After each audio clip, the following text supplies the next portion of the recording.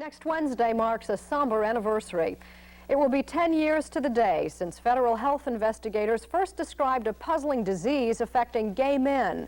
They would come to call it AIDS. It's killed nearly 150,000 Americans in the decade since. 10 years of research have produced drugs that sometimes prolong life, but there's still no AIDS cure. And yet there are a few cases of survival that even doctors are hard-pressed to explain. The story of one man in Los Angeles who has lived with AIDS for nearly all those 10 long years. I want to grow old. I want to be old. I want to grow gray hair, and I want to see my friends get older. Steve Pieters came down with AIDS before the virus had a name. He was supposed to die 6 years ago, and he almost did. And I can still dance!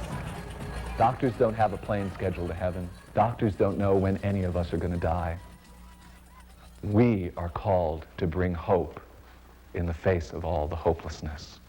Reverend Steve Pieters, a pastor in the Metropolitan Community Church, beat death, but he's made AIDS his life.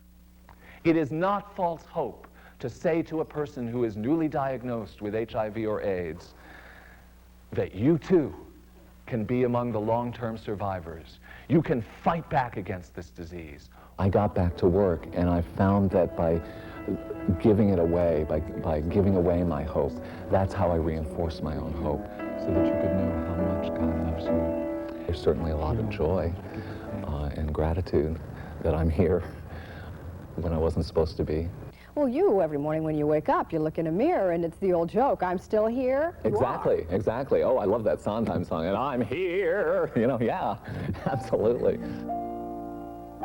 Born 39 years ago, Steve grew up in New England. By 27, he had a Master's of Divinity and a job with the Metropolitan Community Church, a mainly gay and lesbian denomination. Steve became sick in 1982. 2 years later, he was told he'd be dead within a year. I had been very, very sick through practically all of 1983 with hepatitis, cytomegalovirus, pneumonia, mononucleosis, a variety of fungal infections, candidiasis, herpes, shingles. As my immune system broke down, I picked up everything. What were you supposed to have died from back then? Lymphoma, cancer of the lymph glands. When I was diagnosed, it had already progressed to stage 4, which is about as far as you can go. Why are you still here? Well, one way to talk about it is that it's a miracle. It's a real miracle that I'm alive today. Stan, I just want to listen to your lungs in the back. I think Steve is lucky. There are all kinds of things that I don't understand at all in a scientific sense. Dr. Alexandra Levine says Steve's life was saved by an experimental drug, Suramin, that worked for almost no one else. Take good breaths with your mouth open for me. Within about 6 weeks, all evidence of the lymphoma went away and has really never come back. He was positive and fighting from the very beginning. He had an attitude that he was not going to give up and was going to pursue any avenue that was available to him. Oh, bring back my Bonnie to me. Avenues like this, laughter therapy, regular doses of I Love Lucy. You have to do it every single day like you're taking laughter like a medication. Because when I was laughing, I couldn't be depressed, I couldn't be scared, and it set me on the right track for the day. I discovered I could still dance. Last year, Steve, who loves musical comedy, tap danced his way through AIDS Us 2, a show starring people touched by AIDS. Yeah, you can tell me I have to have a spinal tap, but I can still dance. As soon as I was diagnosed, dance became a very important metaphor to me. It's like, hey, this could be over tomorrow. Let's celebrate life now. That's what my faith teaches me. And it was important for people to see that the cast of AIDS Us 2 are living, breathing human beings who have senses of humor, who have all kinds of different feelings about the disease. It's amazing to me because I've been dying for 5 years now. I wrote this poem once called, "If I'm really dying, how come I still get pissed off at the idiots on the freeway?" 29-year-old Tony Gramaglia has gotten so sick that he's no longer able to work. He lives rent-free in a friend's home. Steve is a regular visitor. The hardest part is when you're in the middle of the pain. That's the most disheartening thing of all, to think you have to spend every minute of your life feeling this pain. And if you can, like, look at people like yourself, or if you imagine the other times when you know, it stopped or it dissipated or wasn't as bad after a while, that's the only thing that gets you through it, you know? I find myself, like, thinking, what did Steve do? What did Steve do that's different than somebody else, you know? Or does God like him more? It is not an automatic imminent death sentence. You don't have to take it that way, because there are people who are living, and that's part of everything that I try to say whenever I travel is, look, if this little fairy can do it, why can't you? Death is a reality in our community right now. We are not alone in our grief. As director of his church's AIDS ministry, Steve must also console people with AIDS and their loved ones. He travels the world to church basements like this one in Pueblo, Colorado. If you reach deep down inside and feel the pain of your grief and loss, you have to know that that's the same pain that the person next to you is feeling about their griefs and their losses. This woman has come with her brother, who has AIDS, to prepare for the ordeal ahead. And that kind of a pain is Yeah, let it go. It's okay.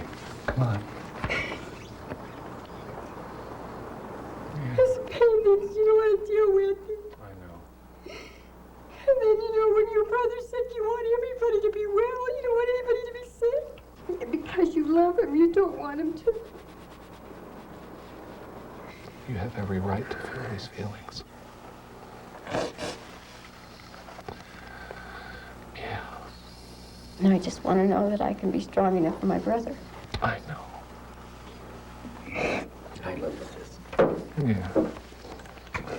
Yeah.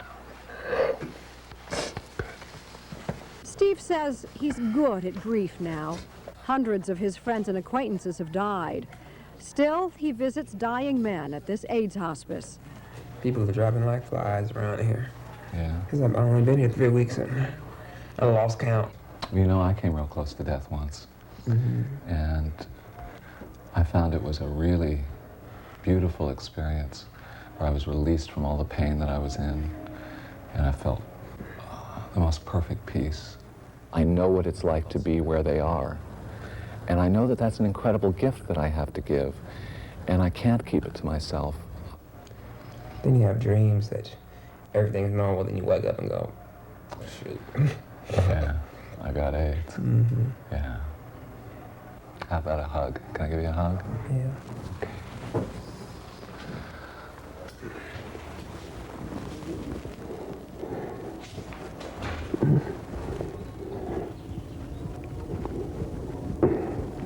Okay. Okay. It's okay. It's gonna be all right, you know that? I'm not gonna be all right. That's what I mean. When you die, you're gonna be fine. You're gonna be at peace. I just get so scared. I know. I know. I know. I know. It's real scary. But there's nothing to be scared of. There's a loving God waiting for you. And meanwhile, you enjoy every single moment you got. Okay? Starting right now with this one. Okay. Right now, by helping people who are dying, it puts into relief how much I cherish life. Maybe some would say you aren't angry enough.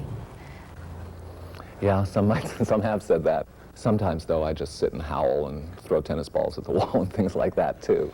But I'm very joyful about being alive. I think of you, night and day. How are you now? Do you have any symptoms at all? No, I'm fine. I'm fully alive. I have no symptoms. I'm HIV positive, but the virus appears to be dormant. I have no idea what Steve's prognosis will be. He's writing his own book in that area. I choose to believe that he will be very well and that he will live a normal lifespan. There's a Native American saying that the quality of life is not measured by the length of life, but by the fullness with which we enter into this present moment. And so, right here and right now, I choose to feel hope, even though I have AIDS. There are some signs that after 10 years, the number of new AIDS cases may be tapering off slightly, but there's little sign of it yet in the country's AIDS wards. And since we taped that report just a few weeks ago, Johnny, the young patient at the AIDS hospice that Steve was trying to comfort, has died.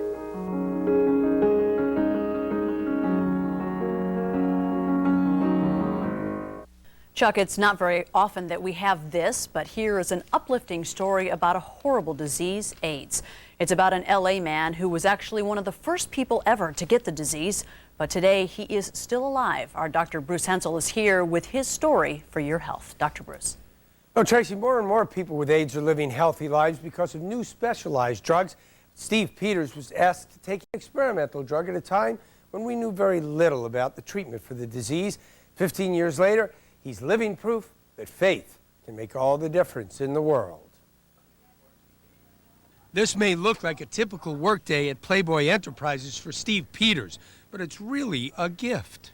I was told in April of 1984 that I would not live to see 1985. Pieters had been diagnosed with AIDS after 2 years of illnesses. I had hepatitis and CMV, pneumonia, mononucleosis, herpes, shingles, a variety of fungal infections, all leading up to a diagnosis of 2 kinds of cancer, lymphoma and Kaposi sarcoma. Because there was no specific treatment for AIDS then, Pieters' doctor tried an experimental drug on him and 11 others, but he's the only one who survived.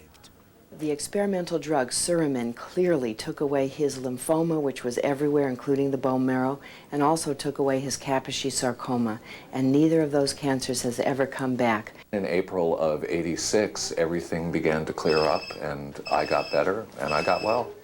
Dr. Alexandra Levine is still not sure why. It may be that Pieters' immune system resists some of the virus's effects, but he has a different theory. Steve believes he did well because of God, and he has very deep feelings in a religious sense, and maybe he's right on that one. Whatever the reason, Pieters is living a healthy life, working at Playboy 15 years after he developed AIDS. That serves as an inspiration to everyone who meets him. Steve survived at a time when it wasn't in any sense expected, means to every patient that there is hope. There certainly is. Now, before he worked at Playboy, Steve was a minister helping others, and his experience helped in other ways. Because he did so well on the experimental drug, doctors studied the treatment further and found it worked on prostate cancer, too. Great story. Chuck, back to you.